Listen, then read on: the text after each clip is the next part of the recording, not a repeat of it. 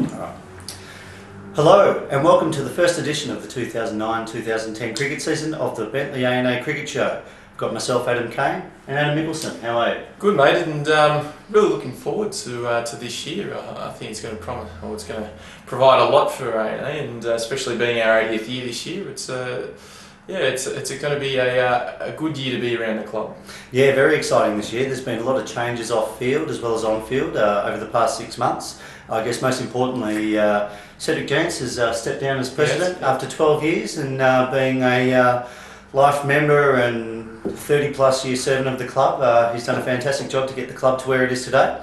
And I guess now it's just time for a new change, and we have a new president in Alastair Richardson, who's already been doing a fair bit of work to get the club to a stronger position.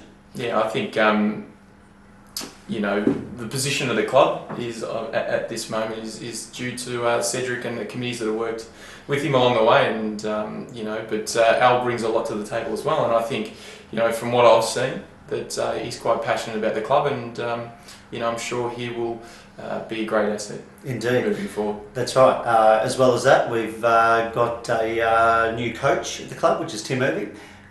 Who's got a heaps of experience with district cricket, as well as doing some playing some cricket overseas as well. Yep. So a good addition. And in addition to that as well, yourself, Adam, as captain of the first 11. Yeah, look, I'm excited at taking the reins this year. Stewie, I think, was captain for the last 4 years. Yeah, and obviously he's just decided to probably just want to concentrate on his cricket and other things, which is great. So look, again, I'm excited. I think we've got a good list, and all I can do is promise that we'll play an exciting brand of cricket, and we'll take it right up to every club in the competition. Who are the people that you see, are significant this year? I mean, obviously we had a lot of kids who had to go last year. Yeah. And I guess you would hope for them to improve. Look, there's exactly right, and the decision was made by, the selection committee last year to sort of blood these kids, and the fact now that we've got guys that 16 to probably 19, 20 that have got 10 games or more under the belt, it's great. But guys, without putting pressure on anyone. No, of course not. Guys like Bryce, who won the seniors bowling average last year. James White's just got talent to burn, and also looking forward for Brad Don to have a big year and step right up. And Brad Lovell, I think, is going to be a future leader of the club. So with those four, and you balance that with guys with the experience like myself and Stewie. Like to welcome Dave Jolly. Probably take the opportunity to do that. Yeah. Dave Jolly, who he's come from a club over in the Moonee Valley competition, St Andrews. So Dave's played a lot of cricket. He was captain coach of I think the club the last 3 years, and they won 2 out of the last 3 flags. Should have won the third, but something happened with the points system. And have a beer with him after a game on a Saturday. Yeah, I'm sure. I'll tell you. And and he's an avid St Kilda fan. So bad luck, Dave. But so I think we'll have a pretty good list, and again, the key emphasis will be, especially with the twos, bringing these guys through that, try and get experience in them, because I think it's going to be quite a competitive competition when we actually I guess you could just name a few names that haven't even been mentioned in your bracket, like Andy Lee's going to have a delayed start, but he'll come back. Luke Morrison, Joel Gabert, even Brodie Lawford, all these names, Dylan Jantz, James Fergus. So we've got a lot of young players who are ready to knock on the door for the first 11, which is only good considering they're all still in their teenage years.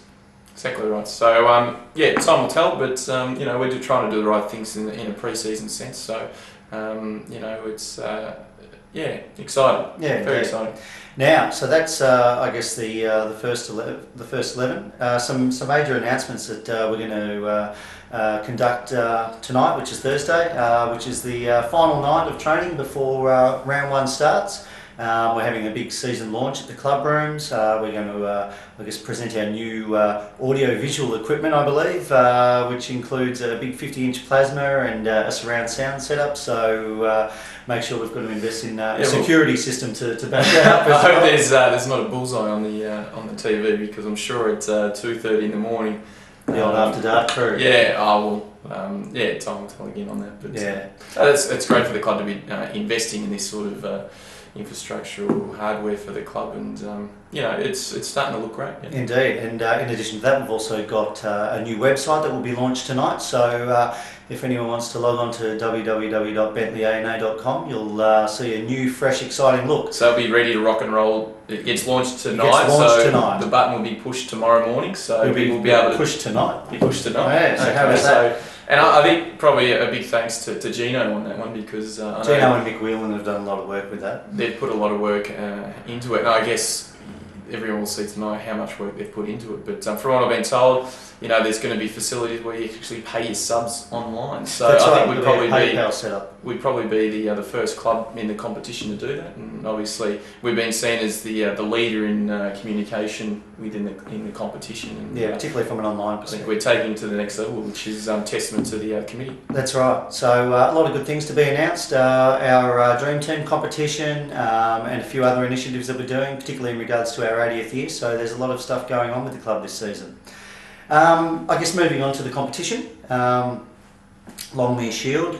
There's been quite a few changes this year, and some have the CMCA have sort of had their hand forced in regards to weather conditions, as well as ground availabilities, which is a long-going council issue. But some changes of note include that the first 2 rounds of the season will be one-day games. Normally there's rounds 7, 8 and 9 after Christmas, but it's going to be the first 2 games of the season will be one-days, providing 7 rounds up until Christmas, and then 4 two-day games after Christmas, which I think we've discussed is a good move for the competition. I think it is, and probably from our point of view, to have those 2 one-days, get them out of the way and just concentrate on 2-day cricket, because obviously that's the format that's played in the finals rather than those 3 after Christmas. So I think it's a good move from the executive, and Great move. I'm sure every other club would think the same. Yeah.